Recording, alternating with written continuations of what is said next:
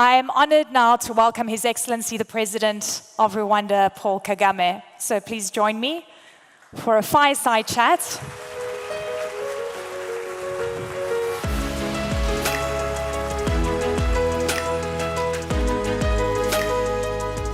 Mr. President, an honor.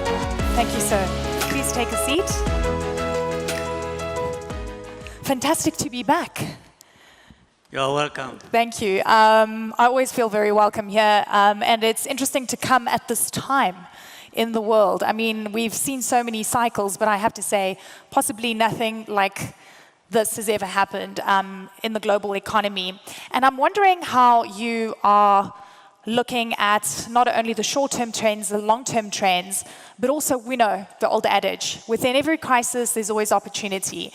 And there's a lot of agency on the continent that we haven't seen before.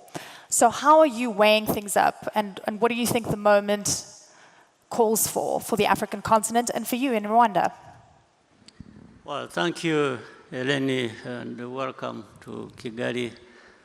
But let me take this opportunity to welcome and thank each one of the leaders here, heads of state, vice presidents, prime ministers, senior executives of different industries. I want to welcome you to Kigali and thank you very much for honoring our invitation and being here with us.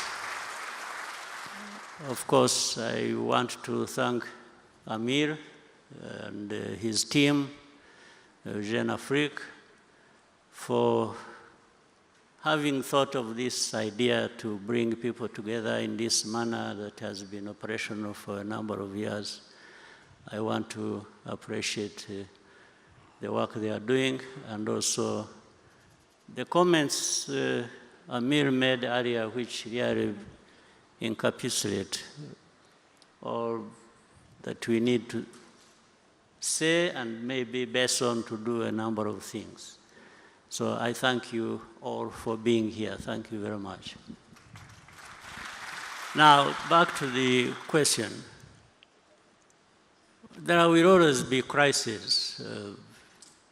I mean, we have had centuries of different things happening. We had slave trade, we had colonial times, then there are wars, then there are pandemics, then there are all kinds of things.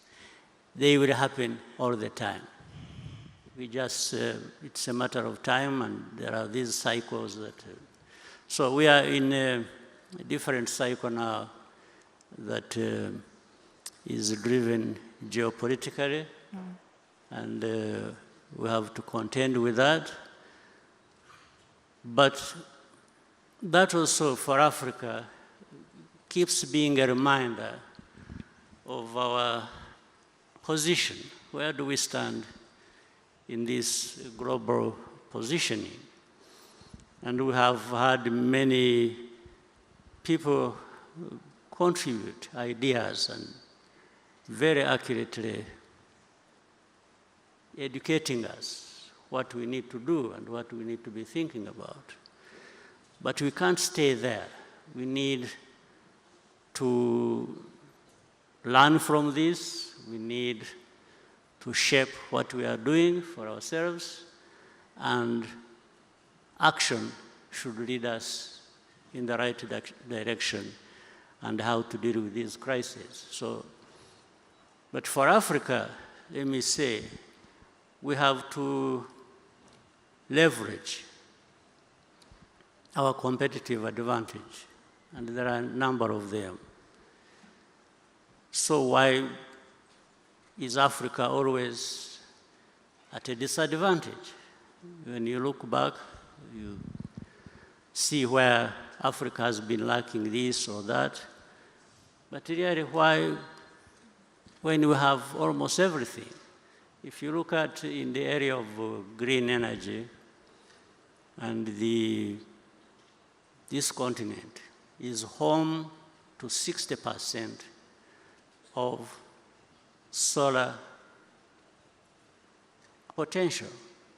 60% is home to that. Africa is home to that. Then if you look at the critical minerals that talked about,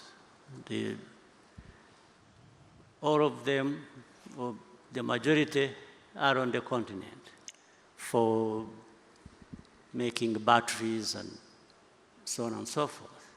And different powers are fighting over that.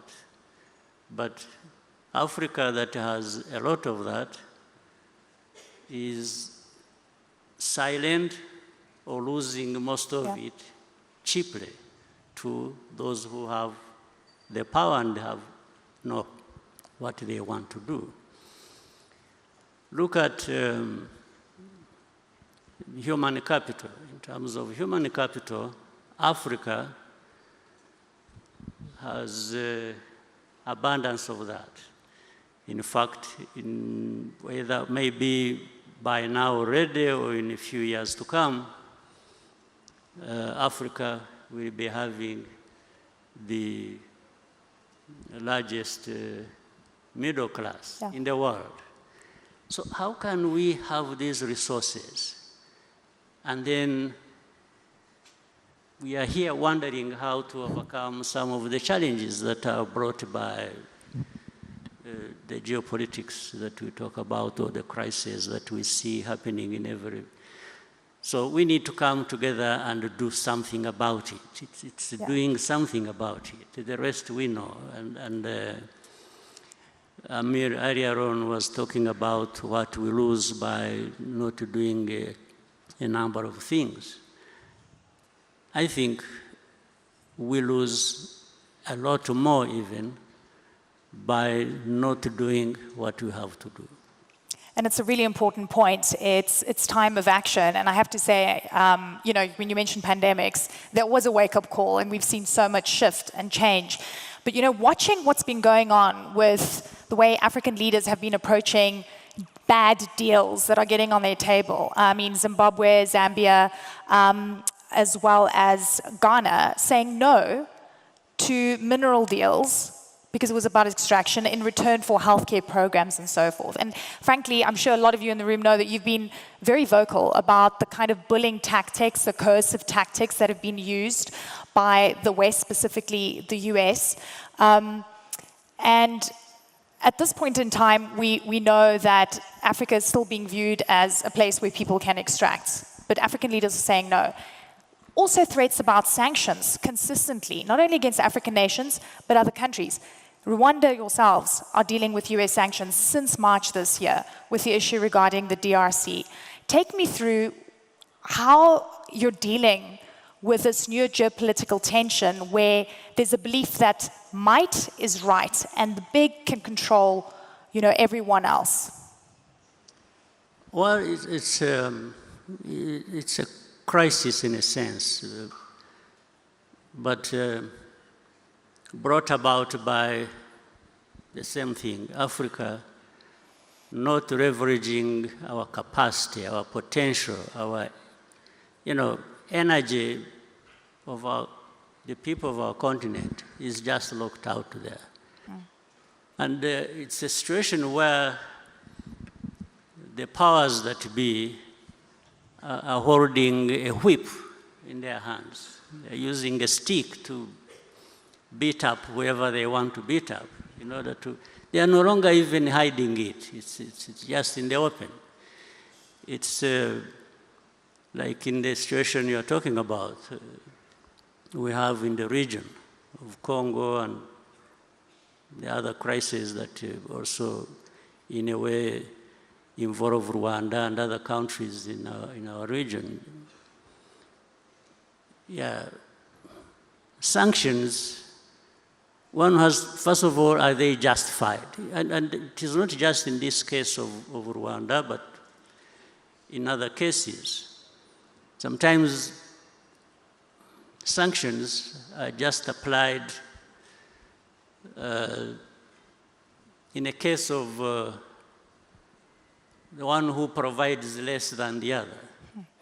Yes, so it goes in the favor of the highest bidder. When somebody knows they will extract more from a certain place, they will be more favorable to that place, even if they are the ones in the wrong. Do you believe that all roads lead to mineral deals? Is that what you're saying? I mean, it is in the open. It is, I don't have to say much. And in some cases, to operate like in the very old days, there is a lot of cynicism in this. In the old days, the kings and so on and so forth used to give their in-laws, their children, powers, say, go and control something somewhere. And that's happening today here. Yeah. Yes, they just give somebody, say, go and get whatever you want to, and do whatever you want to do in that region. That is how Africa is treated.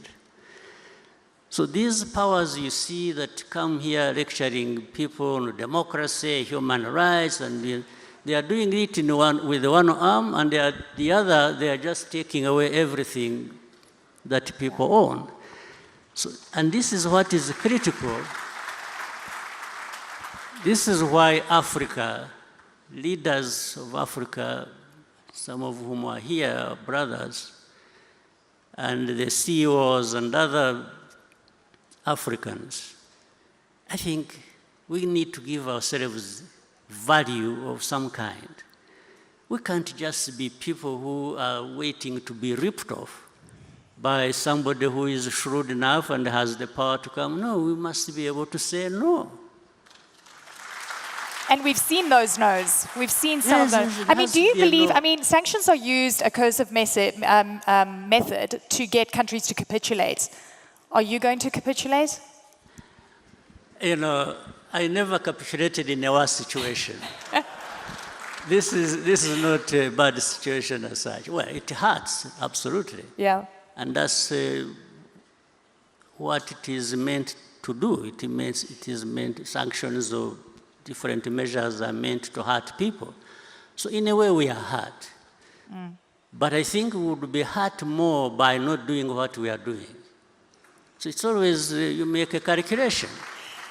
Yes. So, and it is not so difficult to say no.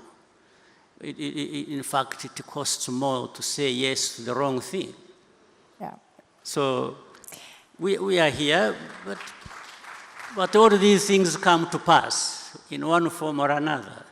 Even those who have been given the gift of messing us up, one day they will not live long enough to see the gains from exploiting people or doing unjust things. So I think each one of us, countries in Africa, and mainly and most importantly together, there is a lot we can do to raise Africa, to raise ourselves to the level where it should be, and don't mind about these powers that think they own the world and the heaven and everything else.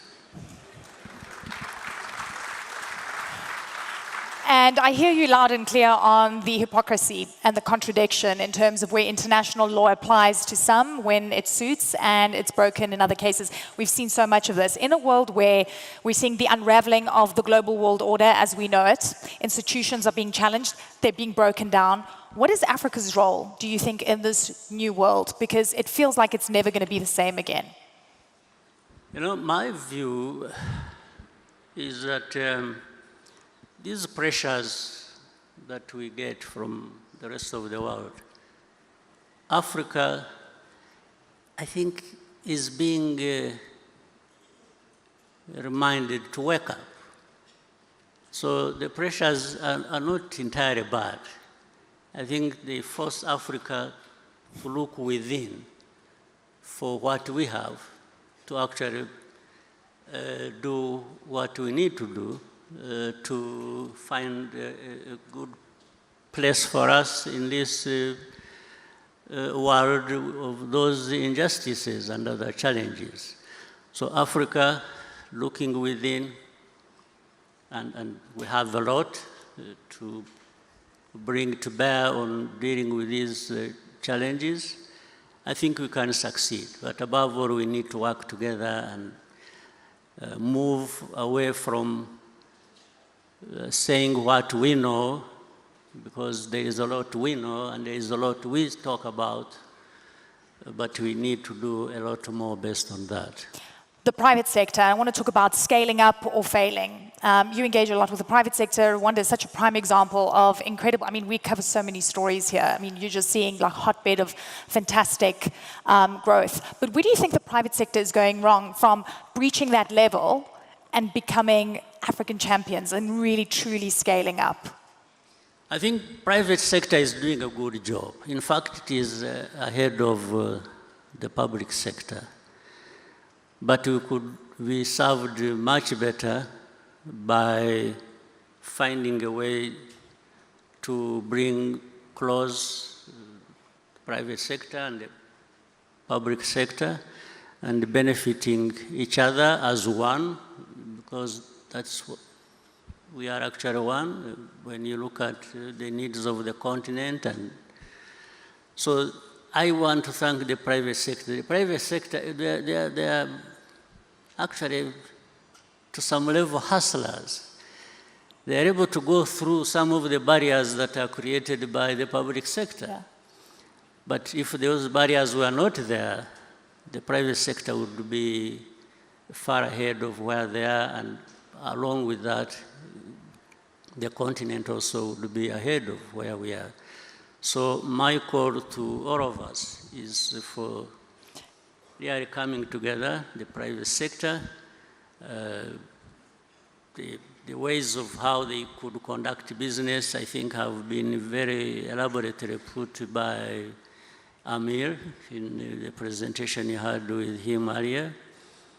And those of us in the public sector need to fine-tune our responsibilities towards allowing the private sector to be the engine that they are and should be, and all of us would benefit. I think His Excellency just gave all of you a compliment. He called you hustlers. He says you're doing things better than the pipe. Yes, give yourselves a round of applause. Mr. President, you're so, so encouraging always. I've got one other question, and I want to talk about, when I wake up in the morning and I have to check, can you believe social media to get an understanding of what leaders are thinking? And a lot of the time, it lacks decorum, it's shocking. You guys know who I'm talking about, right? Yeah, I don't have to say it. What do you think of the way global leaders, the strongest leaders on this planet, are speaking right now? I'm sure do you wake up and check what people are saying? On social media? Do you get shocked? What shocked you the most? There's a lot. I have become immunized to shocks. But social media is very interesting. It brings equality in some sense of presentation of ideas and feelings, and it has really, media has been democratized. I think it is important. Everyone can express themselves and they will be heard. If you are wrong, there will be somebody to tell you, you say, no, that's not right. And when it is right, then people will say, wait a minute, I think there is a point here that we should be thinking about. So it has been so open that we have gone beyond having this narrow sense of being guided into things without sometimes thinking, or we are conditioned to believing even what is not right just because it has been said by somebody in the media. So it has sort of opened up space for everybody. So some of us also follow, and it's up to any individual to scan and try and make a sense of what you've heard, you are seeing, and it is a good way. You receive criticism, you receive advice, and so it remains the responsibility of any individual to decide how they build on that and benefit. You didn't answer my question about the shock factor. Are you shocked by some of the things you see? I'm not, I said I've been immunized. Immunized, okay. I'm not shocked about I understand where the world we live in. Yeah, it's changed, right? It's completely different. Yeah, for the 30-something years of my life, in the last 30 years, if you look at, I think, we come to understand there will be things that would otherwise be shocking, but they don't shock because we have been there. That's true. Mr. President, final word. What do you want people to walk away with from this forum as we say goodbye? Well, always it's a good opportunity, but I want people to know that each one of the people in this room and beyond have something to contribute and to benefit from, and benefit each other, and the continent has a lot that is not being put to good use, and it is up to us. It's not people from anywhere else to be able to raise ourselves to that level where we should be. Ladies and gentlemen, please help me thank His Excellency the President of Rwanda, Paul Kagame. What an honor to speak to you, sir. Thank you so much. Thank you very much. Thank you. Thank you. Thank you so much. Always inspirational, always insightful.